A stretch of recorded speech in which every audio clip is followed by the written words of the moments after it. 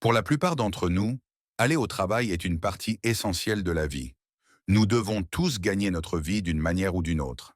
Mais pour certains, cela représente un risque bien plus grand que pour d'autres.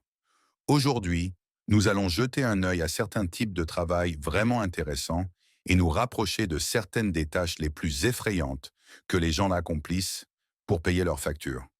Voici les 20 métiers les plus dangereux au monde. Numéro 20. Apiculteur. Eh bien, ce métier n'est peut-être pas le plus dangereux et mortel de tous les métiers existants, mais le voilà tout de même.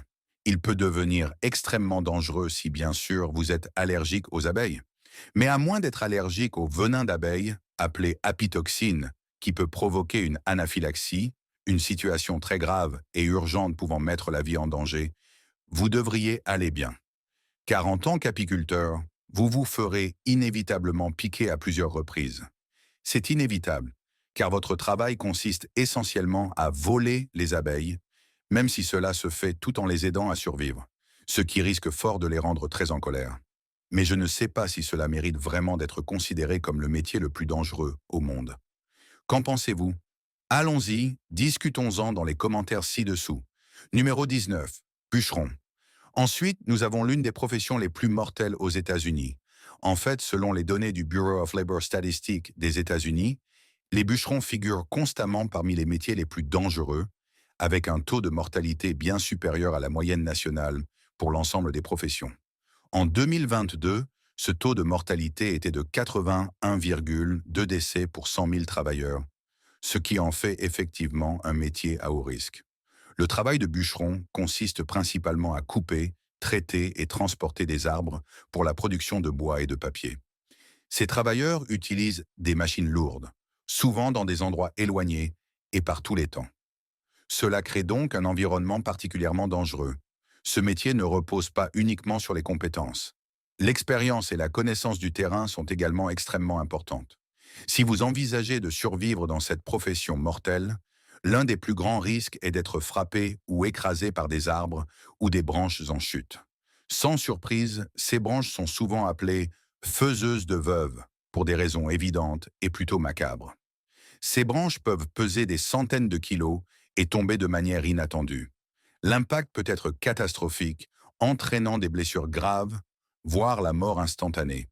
En plus de cela, l'équipement utilisé pour l'abattage est également extrêmement dangereux. Des outils comme les tronçonneuses et les débardeurs peuvent causer des blessures par écrasement, des lacérations, voire des amputations. Ce travail est également épuisant et physiquement exigeant. La fatigue peut entraîner un manque de concentration, et dans le métier de bûcheron, cela peut s'avérer absolument fatal. Numéro 18. Pêcheur commercial. Maintenant, si vous avez déjà vu The Deadliest Catch, vous savez que la vie d'un pêcheur commercial peut être extrêmement dangereuse et intensément épuisante, sans parler du froid glacial. Si vous ne l'avez pas encore vu, regardez-le. Après cette vidéo, bien sûr. Le travail d'un pêcheur commercial est incroyablement périlleux. C'est un mélange dangereux de travail physique exténuant, de conditions météorologiques imprévisibles et de toute une série de machines dangereuses, toujours à quelques centimètres de vous faire passer par-dessus bord ou d'arracher un membre mal placé. C'est exact. Ce n'est pas une partie de plaisir, et certainement pas pour les âmes sensibles. Le taux de mortalité parmi les pêcheurs aux États-Unis est de 77,4 décès pour 100 000 travailleurs. Et bien que la technologie et les pratiques de sécurité aient considérablement progressé, travailler sur un bateau de pêche commercial reste extrêmement dangereux. Le danger augmente à certaines périodes de l'année, lorsque le temps est beaucoup plus mauvais, et dans certaines zones maritimes, comme les eaux traîtresses de la mer de Bering, où nous avons tous vu ces pêcheurs dans The Deadliest Catch. En fait, l'Alaska représente un tiers de tous les décès liés à la pêche aux États-Unis. Mais pour de nombreux pêcheurs, les récompenses l'emportent toujours sur les risques. Pour beaucoup d'autres, c'est aussi une question de tradition et de fierté dans leur métier. Numéro 17. Plongée en eau profonde. La plongée en eau profonde est absolument essentielle pour toutes sortes de choses, la réparation de pipelines sous-marins, la récupération d'épaves ou encore l'inspection de plateformes pétrolières offshore. Toutes ces tâches nécessitent des compétences exceptionnelles en plongée et une bonne dose de chance. Le travail est lucratif, mais les dangers sont nombreux, allant du mal de décompression à la défaillance soudaine de l'équipement. La plongée en eau profonde figure donc systématiquement parmi les professions les plus dangereuses au monde. Un danger unique à cette activité est ce phénomène redouté appelé l'accident de décompression, aussi connu sous le nom de maladie des caissons, ou the bend en anglais. C'est un problème très grave qui peut affecter les plongeurs s'ils remontent trop rapidement. Cela peut provoquer la formation de bulles d'azote dans le sang, entraînant des douleurs atroces, une paralysie, voire la mort. Les procédures de décompression appropriées sont essentielles, mais une erreur ou une urgence peut transformer cette menace en un danger bien réel lors de toute plongée profonde. Naturellement, plonger à de telles profondeurs présente ses propres défis. L'environnement à haute pression est un endroit risqué. Tous les 10 mètres, 33 pieds, sous l'eau ajoutent une atmosphère supplémentaire de pression, rendant la plongée en eau profonde impitoyable.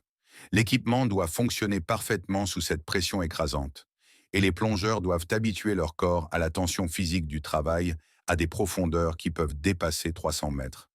Cela signifie que le matériel utilisé par le plongeur peut littéralement faire la différence entre la vie et la mort. Une seule défaillance, comme un tuyau d'air coupé ou une valve bloquée, peut transformer une plongée de routine en une urgence mortelle. Et là-bas, dans les profondeurs sombres et troubles, les dangers ne manquent pas. Mauvaise visibilité, objets tranchants et vie marine constituent des menaces constantes. Les plongeurs ont signalé des rencontres avec des poissons particulièrement agressifs, des enchevêtrements dans des débris sous-marins et le risque omniprésent d'être frappé par une hélice ou une machine sous-marine. Ça donne envie, n'est-ce pas? Numéro 16. Couvreur. Être couvreur semble effectivement comporter un ensemble inévitable de dangers. Travailler en hauteur, sur les sommets précaires et pointus des toits, par tous les temps et à diverses altitudes, fait partie intégrante de cette profession. Ce n'est certainement pas un métier pour quiconque souffre, même légèrement, de vertige.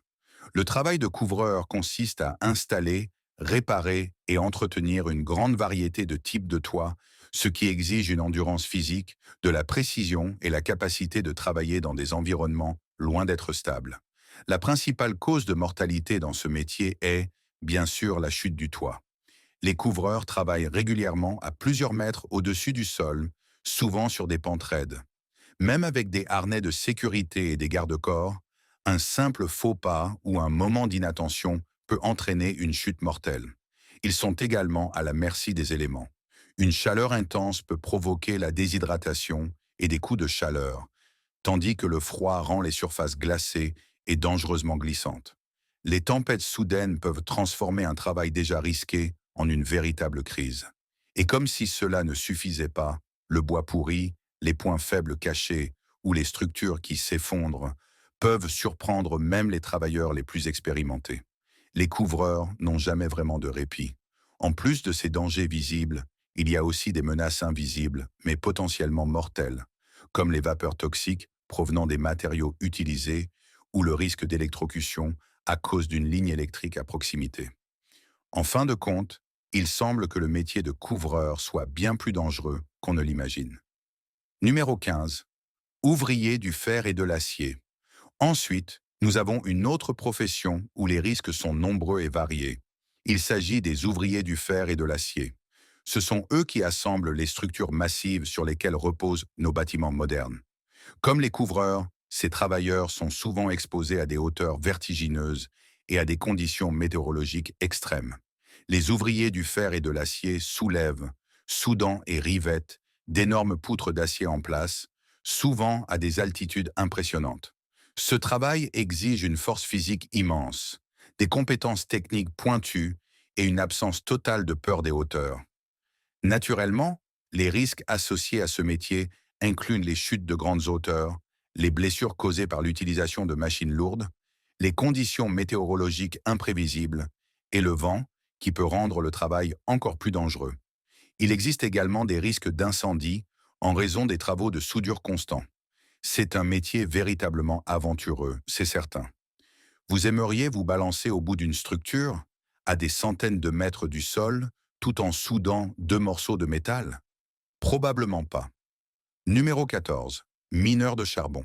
Il y a de l'argent dans ces collines, ou du moins du charbon, et quelqu'un a bien profité de ces combustibles fossiles. Ce travail est difficile, nécessitant de longues heures passées dans un trou sombre sous terre, entouré de dangers omniprésents, et les mineurs en ressortent complètement couverts de saleté.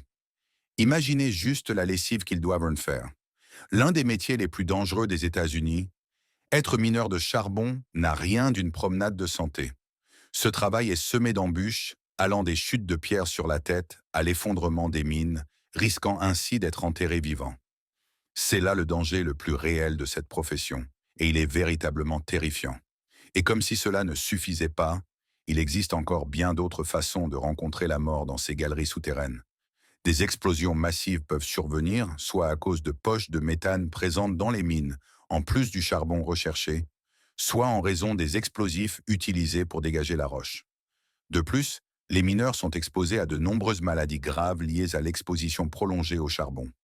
La pneumoconiose, communément appelée poumon noir, bien qu'elle semble tout droit sortie d'une époque victorienne, reste un risque très réel. L'emphysème est une maladie pulmonaire chronique douloureuse qui touche souvent les anciens mineurs. Pour de telles conditions de travail dangereuses, on espère qu'ils sont bien payés. Pourtant, les mineurs de charbon en Virginie occidentale, un État où cette industrie reste un employeur majeur, ne gagnent qu'environ 64 000 $ par an.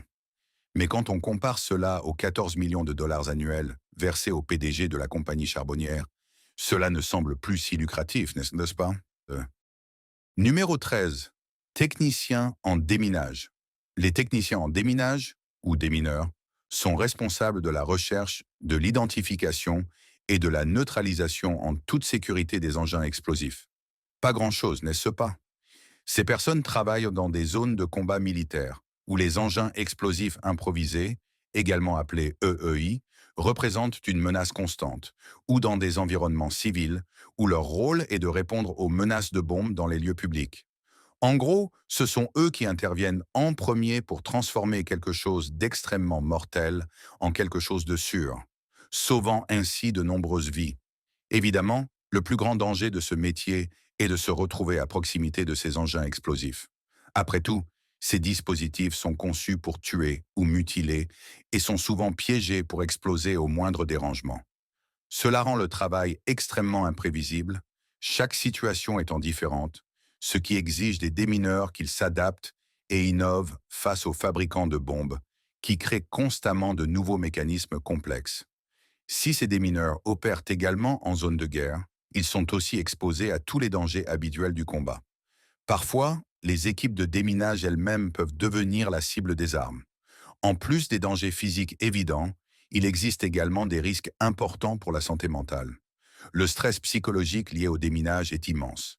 Les techniciens travaillant constamment sous une pression intense, sachant que leur vie, ainsi que celle des civils, dépend de chacun de leurs gestes. Numéro 12.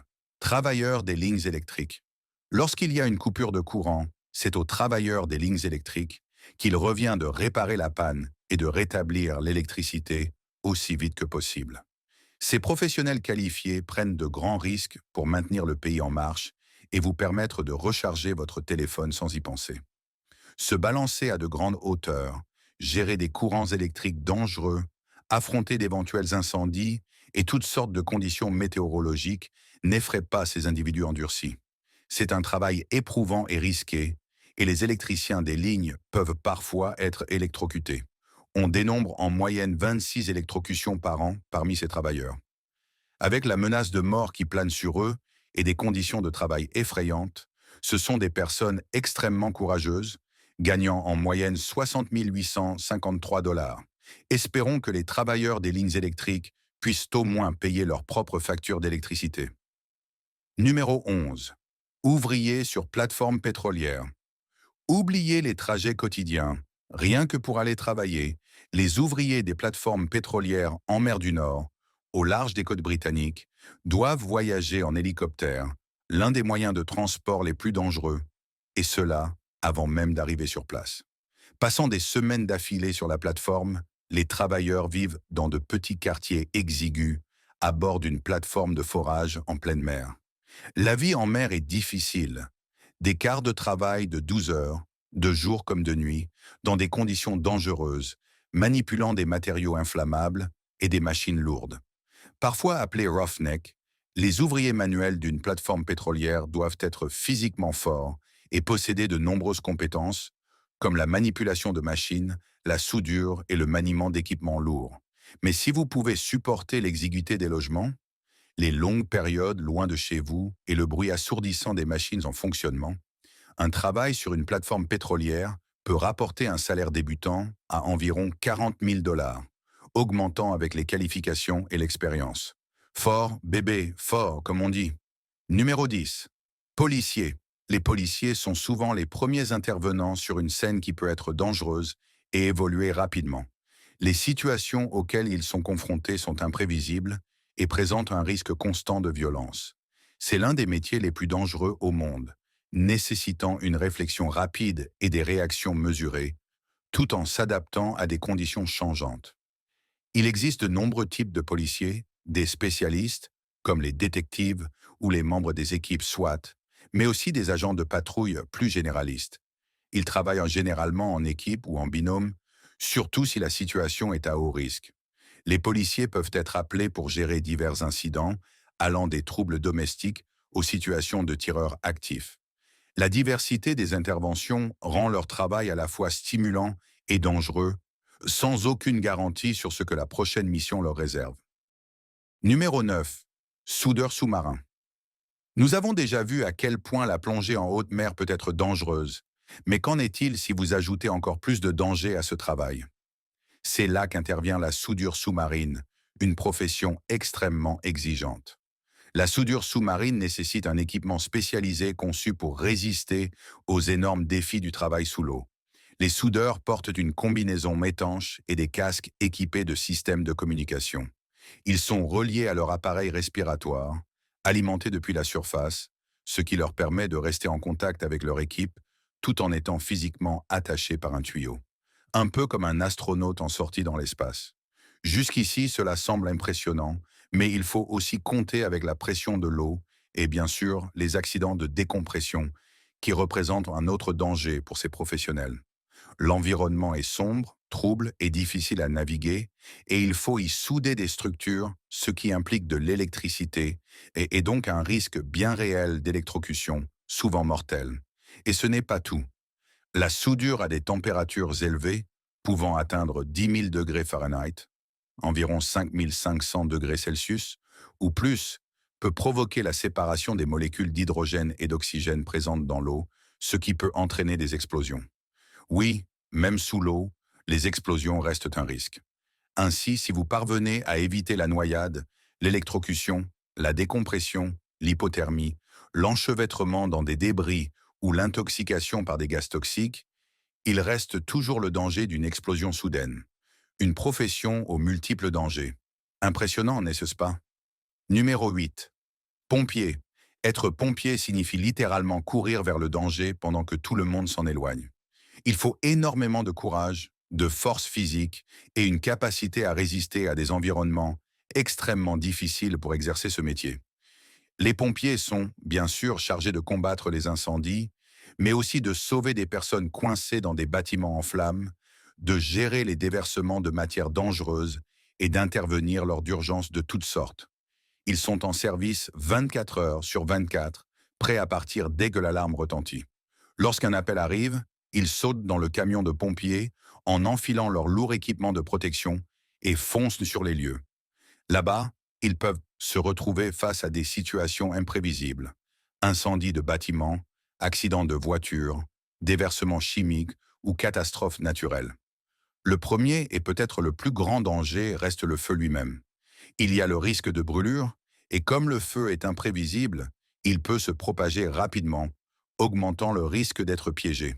L'inhalation de fumée est un autre danger majeur, car elle expose les pompiers à des gaz toxiques pouvant entraîner une perte de conscience, des lésions cérébrales, voire la mort si les concentrations sont trop élevées.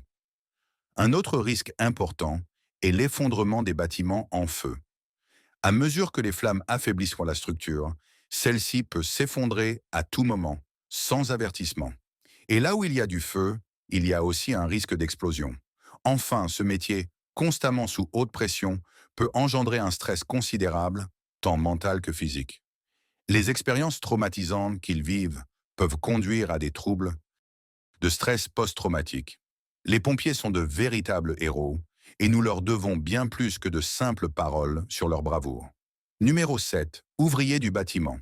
Être ouvrier du bâtiment est un métier extrêmement varié et exigeant, qui peut inclure le travail à de grandes hauteurs, la manipulation de machines lourdes et l'utilisation de matériaux dangereux. Aujourd'hui, de nombreuses mesures de sécurité ont été mises en place, améliorant considérablement les conditions de travail. Pourtant, le métier reste intrinsèquement risqué, avec un danger constant de blessures, voire de mort. Comme pour de nombreux emplois manuels intensifs, les ouvriers du bâtiment courent le risque de chute, de blessures par écrasement, d'exposition à des matériaux toxiques, sans oublier les dangers liés aux outils électriques et aux équipements lourds, ainsi que le risque d'électrocution. C'est un travail véritablement dangereux, qui exige une grande concentration et n'est certainement pas fait pour les personnes distraites ou étourdies. Numéro 6. Nettoyeur de vitres de gratte-ciel. Le nettoyage des vitres de gratte-ciel n'est pas un simple travail de bureau classique de 9 heures à 17 heures. Ces travailleurs passent leur journée suspendus à des centaines de mètres du sol, souvent exposés au vent, à la pluie et à la chaleur extrême. Leur mission? Nettoyer les fenêtres des immeubles très hauts en utilisant des cordes, des grues et des plateformes suspendues. Une seule erreur, et cela pourrait leur coûter la vie. Même si le travail semble relativement simple en théorie, les dangers liés au travail en hauteur ne doivent jamais être sous-estimés. Leur équipement doit fonctionner parfaitement 100% du temps, sans aucune marge d'erreur. Il n'y a pas de pause café là-haut. Un moment de distraction peut être fatal. Ce métier exige à la fois une endurance physique et une concentration mentale. Les nettoyeurs doivent manipuler des équipements lourds, affronter des conditions météorologiques extrêmes et gérer le stress constant d'être suspendus à des centaines de mètres au-dessus du sol. Seriez-vous prêt à faire ce travail? C'est en plein air, vous profitez du soleil, mais vous êtes aussi suspendu dans le vide. Dites-moi ce que vous en pensez dans les commentaires ci-dessous. Numéro 5. Guide de montagne. Selon l'endroit où ils travaillent, les guides de montagne peuvent diriger des expéditions sur des montagnes célèbres ou accompagner des alpinistes audacieux sur des sommets isolés et difficiles. Quoi qu'il en soit, c'est une profession risquée qui vient avec son lot de dangers. Un guide n'est pas seulement responsable de sa propre sécurité, mais aussi de celle de tout son groupe.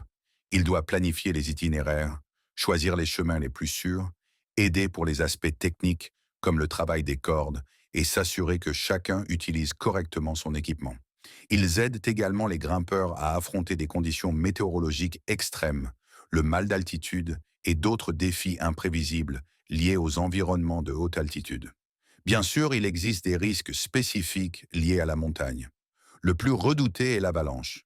Puissantes et soudaines, elles sont impossibles à prévoir, ce qui les rend extrêmement dangereuses. En quelques secondes, elles peuvent ensevelir une personne sous des tonnes de neige. L'altitude elle-même présente un autre danger. Plus on monte, plus l'oxygène se raréfie, ce qui rend difficile le fonctionnement normal du corps. Le mal d'altitude peut aller d'un simple mal de tête à un œdème pulmonaire ou cérébral. Savoir repérer les signes de ces affections peut littéralement sauver des vies. En plus de cela, les dangers sont innombrables. Chutes de pierres soudaines, conditions météorologiques extrêmes, glaciers traîtres et crevasses. La montagne regorge de façons de frôler la mort, même lorsqu'on est payé pour cela. Numéro 4. Surveillants pénitentiaires. Les surveillants pénitentiaires sont des agents de la force publique qui travaillent dans les prisons. C'est un métier extrêmement difficile, à haut risque et dangereux au quotidien. Leurs responsabilités varient selon l'établissement, mais incluent généralement la surveillance des détenus, la fouille à la recherche de contrebande, l'escorte des prisonniers et la gestion des déplacements et interactions entre détenus. En gros, ils sont là pour faire respecter les règles, ce qui n'est pas toujours bien accueilli par des détenus qui peuvent se montrer violents. Bien que les surveillants soient là formés pour gérer des situations dangereuses, tout peut basculer rapidement, mettant en danger aussi bien leur vie que celle des détenus. Les plus grands risques proviennent de la violence et de l'agressivité des prisonniers. Cela peut aller de simples altercations quotidiennes à des attaques directes, impliquant parfois des armes artisanales. Cette atmosphère génère un stress mental considérable. La menace constante de violence peut affecter profondément la vie personnelle des surveillants, modifiant leurs interactions avec les autres. Les prisons sont des environnements extrêmement dangereux, souvent surpeuplés et en sous-effectifs, ce qui augmente la pression sur ceux qui y travaillent. Ils peuvent manquer d'équipement ou de formation pour gérer certaines situations et sont également exposés à divers risques, allant des maladies infectieuses aux prises d'otages. Bien que cela reste rare, des surveillants sont tués chaque année dans l'exercice de leurs fonctions. Même sans violence physique, l'impact psychologique peut être durable. Franchement, cela semble être l'un des métiers les plus difficiles qui existent. Numéro 3. Photographe animalier. Bien que le travail d'un photographe animalier soit extraordinaire et souvent très beau, il n'est pas sans risque bien réel. Se rapprocher d'une troupe de lions peut sembler impressionnant, mais si ces lions décident que vous et votre appareil photo représentez une menace, ou pire, que vous avez l'air appétissant, eh bien, vous pourriez avoir quelques problèmes. Si vous vous contentez des oiseaux de jardin locaux, vous serez peut-être en sécurité, bien sûr. Mais là encore, grimper aux arbres et pointer des caméras vers des jardins peut vous attirer bien d'autres ennuis. Dans la plupart des cas, les photographes animaliers professionnels connaissent les risques liés à la prise de photos parfaite de n'importe quel animal sauvage. Et si le pire se produit, eh bien, cela est souvent capturé de manière pratique par la caméra. Numéro 2. Secours et sauvetage. Les secouristes sont en première ligne pour répondre aux appels d'urgence dans des endroits difficiles d'accès. Ils travaillent souvent avec des chiens de sauvetage pour retrouver les victimes. Formés au premier secours, ils apportent leur aide aux personnes blessées sur place. Ils peuvent également guider les personnes perdues dans des terrains difficiles.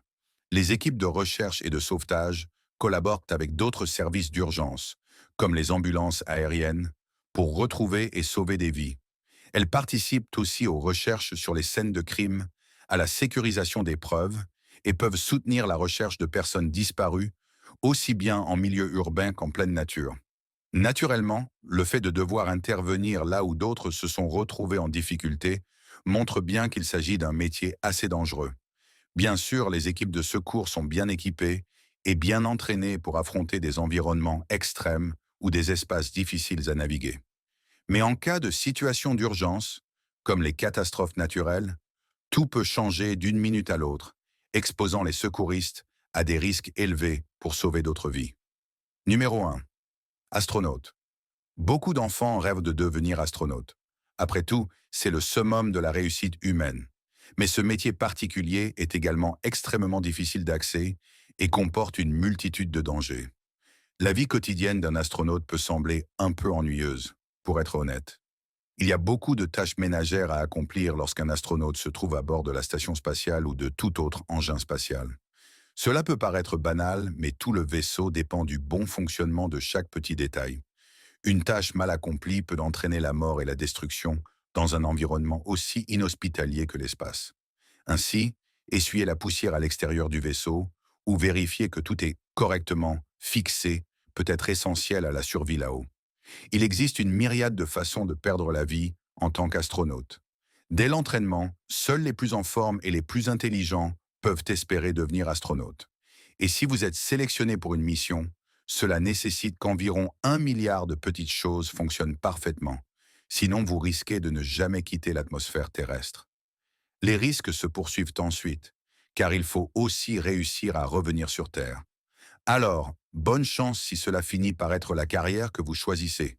C'est tout pour cette plongée approfondie dans les métiers les plus dangereux du monde. Pensez-vous être prêt pour l'un de ces emplois? N'hésitez pas à m'en parler dans les commentaires ci-dessous.